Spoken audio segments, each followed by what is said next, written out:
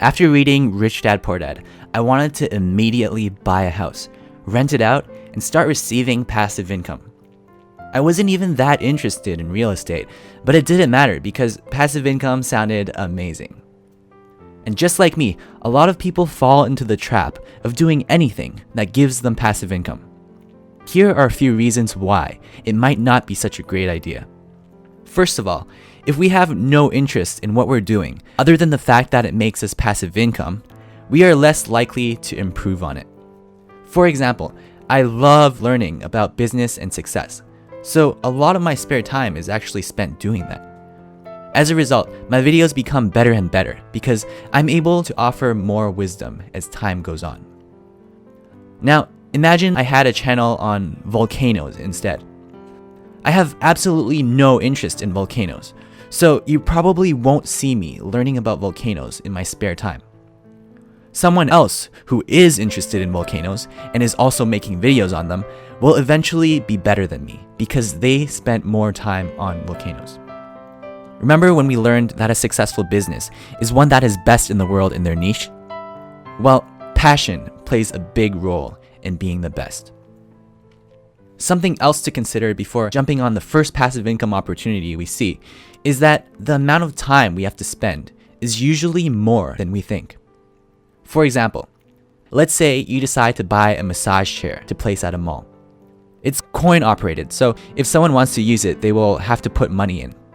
You have a system for passive income now. It so happens that that location for your massage chair is very good and you're able to collect $100 from it every month. Hooray! Now, over time, as you become better at what you do and your overall income increases, that $100 you get from the massage chair becomes more and more insignificant, to a point where it's not even worth the 2 hours a month you spend maintaining the chair and collecting the money. At that point, the only reasonable thing to do, other than throwing the chair away and treating it as a sunk cost, is to expand your business by buying more chairs and placing them in more locations.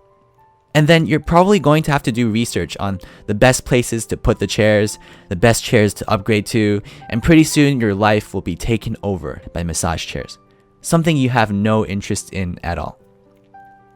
Let's say you are a very self-disciplined person and you're able to spend long hours on something you have no interest in at all.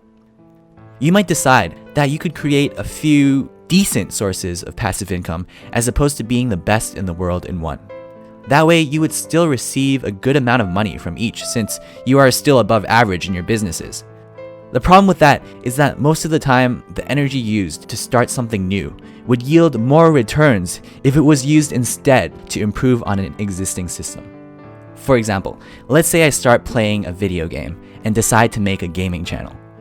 I decide to spend 10 hours a week on it. The amount of money I'll make from the gaming channel from spending 10 hours each week on will probably be less than the additional amount of money I'll be making if I had spent the same 10 hours learning more about business and success. And that's due to the 80-20 or Pareto principle. Obviously, there are exceptions. It could be a very popular game and I just happen to have a natural talent for it. But in most cases, I would probably be better off improving on a system I already have. To recap, even though the idea of buying houses and renting it to others seems like a great opportunity, it's important to actually have a passion for the things we do, because not only will it allow us to actively seek out ways to do it better, we will probably have to spend more time on it than we think. Also, by avoiding the trap of having too many sources of passive income, we'll be able to focus on becoming the best in one, which leads to exponential growth. Okay. Now that we're familiar with the pros and cons of different passive income systems, here are some that you can create.